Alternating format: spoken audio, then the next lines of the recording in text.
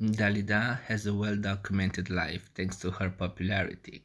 Her romances, her celebrated beauty and tragic life are famous, but nothing could match her success and impact in the European culture as her musical career did. Born Yolanda Cristina Gigliotti in 1933 in Egypt to Italian parents, Dalida would face life's hardships even as a baby. Still in the cradle, she caught an eye infection for which she had to wear bandages for 40 days, keeping her in the dark. As a result, she suffered from headaches and developed strabismus. Her father would play her the violin during this period to calm her down, as he was the primo violino at the opera house in Cairo. She would have several eye surgeries until the age of 5 years old. She had to wear glasses until she was 16 when, because she was bullied, she threw them and preferred to see blurry than face more bullying. When she was 7 years old, her father, being Italian, was taken to a concentration camp by the Allied forces. He returned when Dalida was 11 years old, a new and violent man who beat his family often, a far cry from the loving father she once knew. Dalida hated his behavior so much that she prayed for him to die. A year later, when she was 12, he did die of a brain abscess. Dalida will feel guilty all of her life for this, thinking that it was her wishing that killed him. This could also explain why she was always looking for a life partner. As a teenager, Dalida, still known as Yolanda then, became interested in movies, especially after seeing Rita Hayworth on the screen. She had another eye surgery in order to reduce her strabismus and entered the beauty pageant that she won. In 1954, she won the Miss Egypt title where she impressed in a two-piece panther print bikini. Due to the Suez Crisis, a war between Egypt and the UK, Dalida didn't get to take part in the Miss World competition the next year, but by then the booming Egyptian cinema abroad cast her in two films. By now she had changed her name to Dalila because it was a popular name in Egypt and she liked it a lot.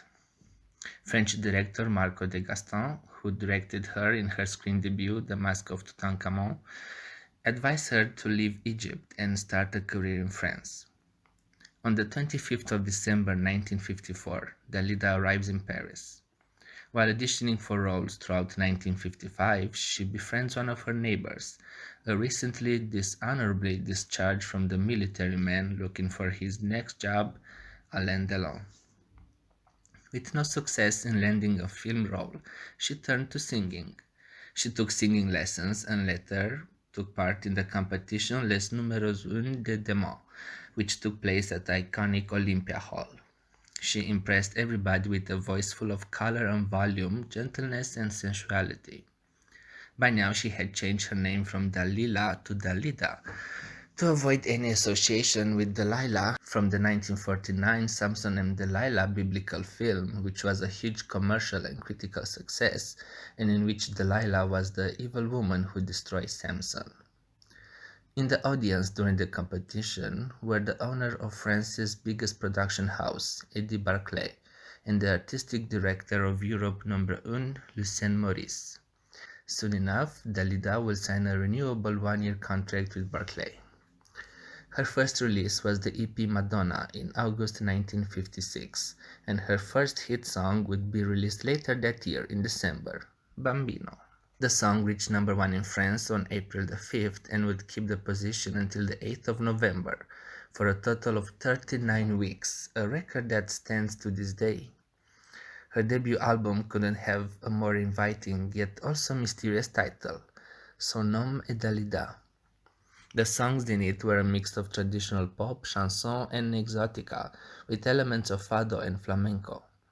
As she sang in French and occasionally in Spanish, it is possible Dalida was promoted as an quote-unquote exotic singer of Spanish heritage, since France and Italy were still rebuilding their relationship after World War II, while France just declared war to Egypt during the Suez Crisis. The same year, Dalida made her debut. Her black hair and dark makeup made her stand out, and women started to apply a thicker line of mascara, emulating Dalida's makeup. She also stood out thanks to her coquette 50s Dior New Look dresses, a departure from the somber look that Edith Piaf or Juliette Greco had. Bambino also reached number one in Belgium and Quebec, two regions in which she would achieve huge success throughout the years. When Bambino finally left the number one position in France, it was only because it was replaced by another Dalida single, Tu n'as pas très bon caractère.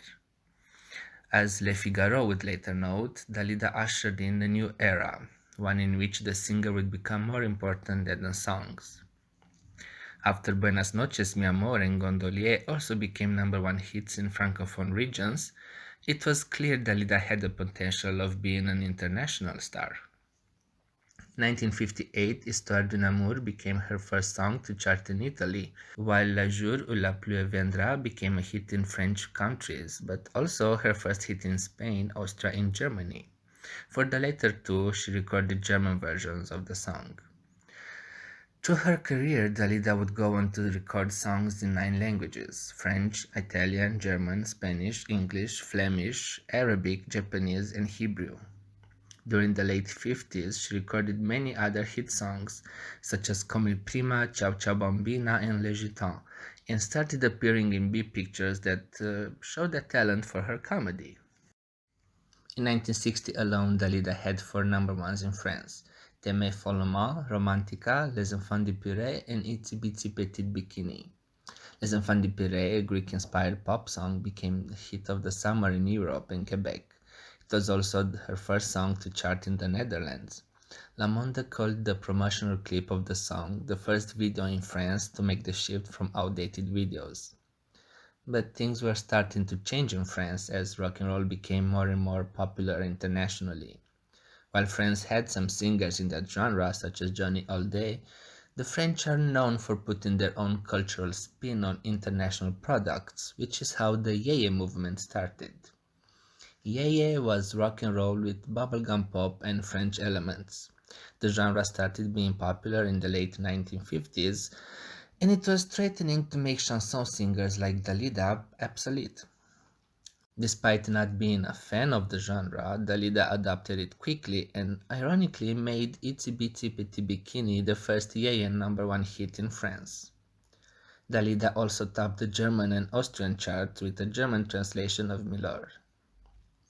During this time, after a 5-year relationship, Dalida married Lucien Maurice, the man who pushed to make her famous. The marriage was short-lived as Dalida wanted to have a child while Lucien refused, telling Dalida to focus on her expanding career. By then, the singer realized she didn't love Lucien anymore and started an affair with painter Jean Sobieski. She divorced Lucien and soon after broke up with Jean as well. Lucien threatened to stop her career since he was the director of the biggest parade in France, but after Dalida had a triumphant concert at Olympia, he backed down. The two would remain friends.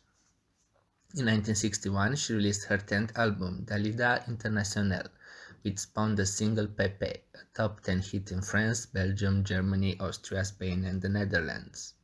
She released other Yeye hits like Achète-moi un jukebox and La Leçon de Twist, but she wasn't a fan of the current musical situation since Yeye singers were teenagers while she was now 30 years old.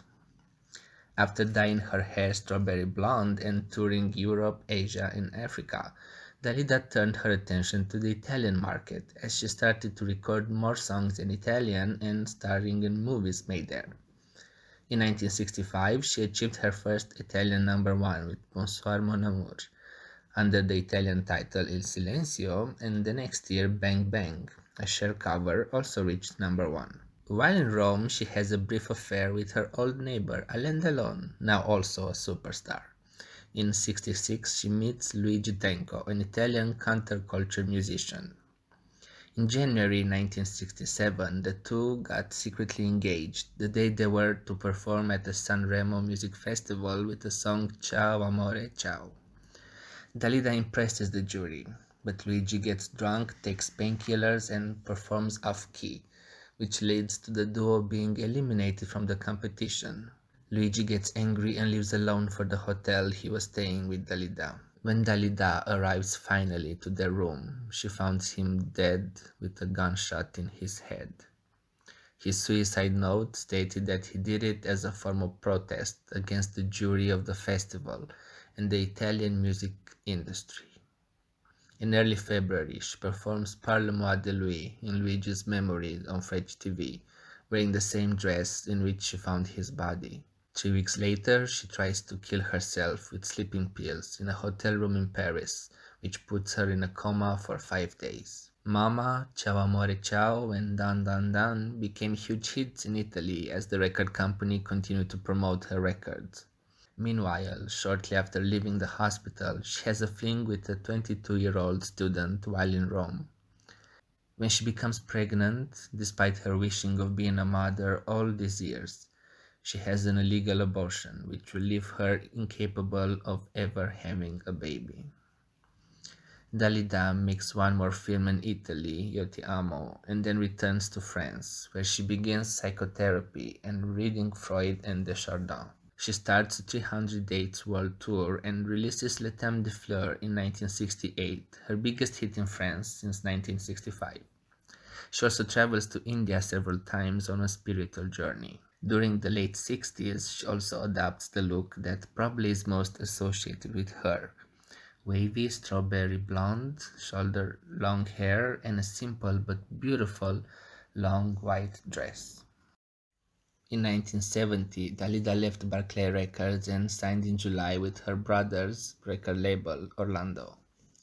The first project under Orlando's label was the album Ils ont changé ma chanson, with the title track becoming her first charting song in Japan, while another single from the album, Darla Dirla Da Da, was a hit in francophone countries.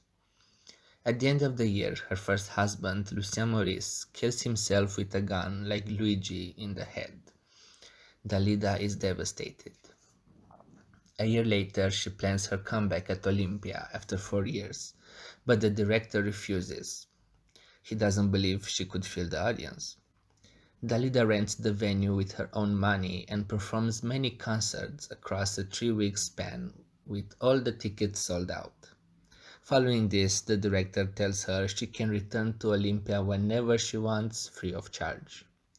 She travels back to Asia to find inner peace and records more mellow and poetic songs, with less interest in their commercial value. In 1973, she releases one of her signature songs, Parole Parole, with her old friend Alain Delon, which becomes a hit in francophone countries. The single also reached number 28 in Japan, quite a feat, as Western acts rarely have a big impact there. It's her most popular release today, both on Spotify and YouTube. The song was the first single from the album Julien, which includes two other songs that became signature songs for Dalida: Je suis malade, a song dealing with depression due to a relationship gone wrong, and Il venait d'avoir 18 ans, about an older woman who gets hurt after a fling with a man twice as young as her, thus reflecting her own experience with a student from Rome. She performed both songs often, despite not releasing them as singles. Il venait d'avoir 18 ans was recorded in French, Italian, Spanish, German, English, and Japanese. The German version was eventually released as a single in Germany, where it became her last hit there. The song was paired in most countries with a much happier song, Gigi L'Amoroso, a top 5 hit in several countries, including France, Spain, Netherlands, and Switzerland. During these years, she started a relationship with Richard Chanfray. They'll be together for close to a decade, although he was a jealous and unstable lover. In November 1974, her close friend, musician Mike Brandt, while touring in Switzerland, jumps from a hotel's window.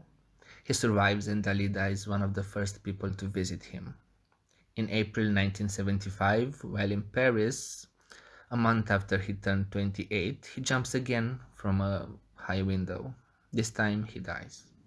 Dalida had played an important role in his career when she let him open for her at Olympia in 1971. By the mid-70s, disco music was becoming more and more popular.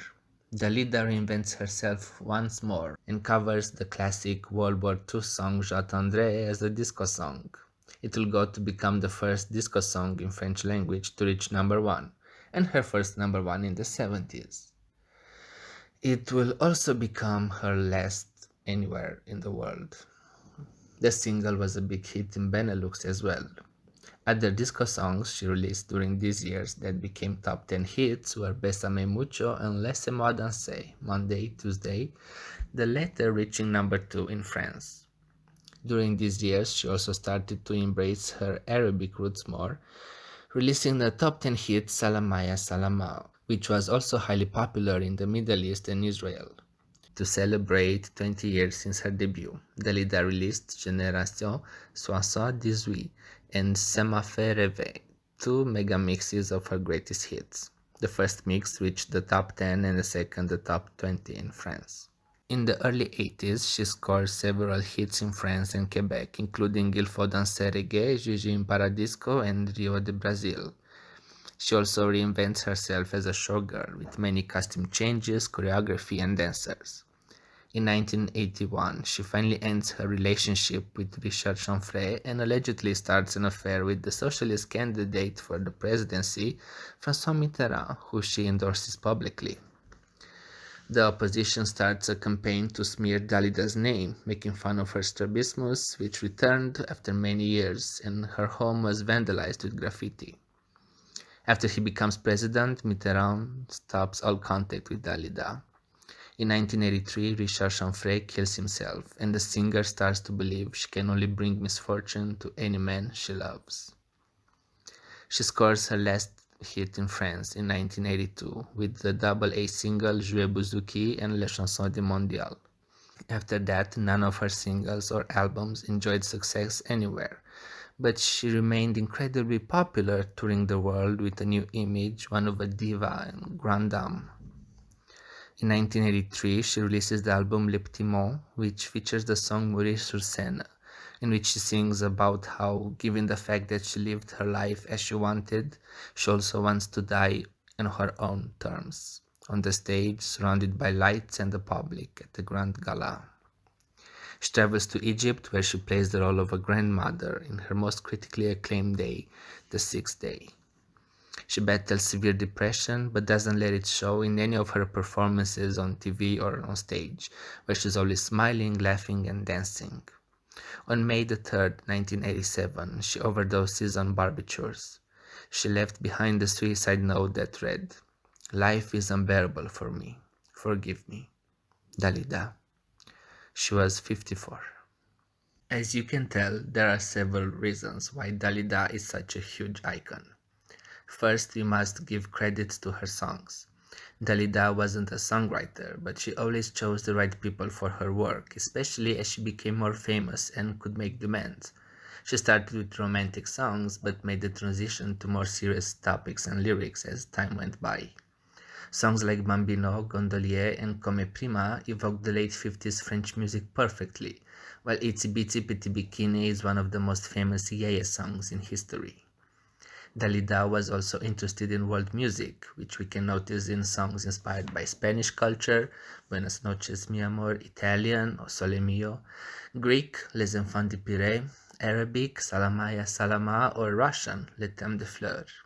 Her pop chanson songs like Parole Parole or Je suis malade are some of the best known French songs of all time and have been covered by singers like Céline Dion and Lara Fabian. She made disco popular in France with J'attendrai and Laissez-moi danser, and even her songs from the 80s that didn't have much impact then, such as Kalimba de Luna or Mourir sur scène, are now known better than some hits of those days. Having songs that reflected her life helped her create a connection between her and the audience, as people got to feel like they know her and identified their own struggles in her music. Her voice has been pretty low and deep for a female artist, which made her unique and easy to recognize, not to mention stand out, as women typically sing in a much higher voice. Another thing that made her stand out was her look. In the late 50s, she had a vaguely ethnic look thanks to her features, hair, and makeup, making her stand out among the popular artists of the day. In the early 60s, she adopted the bouffant as a hairstyle, as it was really popular in that era. But it wasn't until she dyed her hair strawberry blonde that she started to create a new and unique look that would be completed in the late 60s, when she kept her hair till her shoulders and made it slightly wavy. With that hairstyle and the long white simple white dress that made her look like a Greek goddess, she achieved her first iconic look, which she'd keep for a couple of years until she created her other iconic look, the disco one. Using wavier hair and sequins dresses, she created an image still associated with her to this day. In the 80s, she changed once again, first as a showgirl and then as a grande dame with more extravagant clothes. All of these changes have made her one of the first and very few artists to realize the potential of reinvention that David Bowie and Madonna perfected later. These changes were rather bold, as back then entertainers were encouraged to stick to one look so that the audience could identify them easy. But Dalida broke the mold, visually and sonically. This also helped her longevity in an ever-changing business. Dalida had a career that spanned for decades, from an ingenue in the 50s to a legend in the 80s. She held concerts every year between her debut and the year she died, never taking a break and releasing more than 40 albums. She toured dozens of countries, from Japan to Brazil, from the US to Romania, from Algeria to Canada. She managed to obtain great success by releasing songs in different languages for different markets, thus increasing the chance of them having success. Her background of being a French citizen born and raised in Egypt to Italian parents made her more appealing to a wider audience, especially at a time when Europe started to become more diverse, with many families from former European colonies settled in the old continent. In a way, she was a model for diversity and inclusion. Her Egyptian background also helped her become a success in the Arab world, from Morocco to Iran. Her performances could be romantic, dancey, or even funny, but it's her melodramatic ones that impacted the public the most, using her hair as a stage prop to show off emotions she wanted to convey, especially after performing tragic songs like Je suis malade. This melodramatic presentation, combined with the disco outfit and tragic life, have also made Dalida a huge gay icon, especially in Francophone countries. She showed support for gay rights at a time when very few people did, even more so since her brother Orlando and many of her friends and fans were gay. In 1985, she organized a gala to help with the research of AIDS, at a time when people were calling the disease a punishment and gay cancer. The songs of Dalida also had lyrics that gay men could identify with, such as Pour ne pas vivre seul or Depuis qu'il vient chez nous. Of course, unfortunately, we can't talk about Dalida's iconic status without mentioning her personal tragedies. She struggled with strabismus and severe chronic depression. She became bulimic and struggled with the idea of becoming old and losing her youthful looks. Her father was abusive, and his death made her feel guilty. All three of the men she loved the most committed suicide. Dalida confessed that she loved too much, so every new relationship had the potential of a happy ending, but sadly that was never the case. Her sudden and untimely death by suicide shocked the world. 40,000 people took part at her funeral. A public poll in 1988 ranked her death as the second most important one of the previous 20 years, just after the death of Charles de Gaulle, in a poll ranking events and personalities. In another poll from 2001, Dalida was voted the second most popular French female singer of the 20th century after Edith Piaf. And to end this on a more positive note, in France, Dalida is known also as an actress, especially as a comedienne. Her films were often not very great, but she did receive praise for her comedic timing. In the late 70s and early 80s, when variety shows were really popular, she appeared in several sketches that showed that she really had the potential of becoming a great comedy actress as well. She showed her humor in her songs as well. In Achète une Jukebox, she makes fun of her position in the Yeah movement, as she's asking her dad to buy her a jukebox so she could listen to rock and roll artists like Elvis Presley.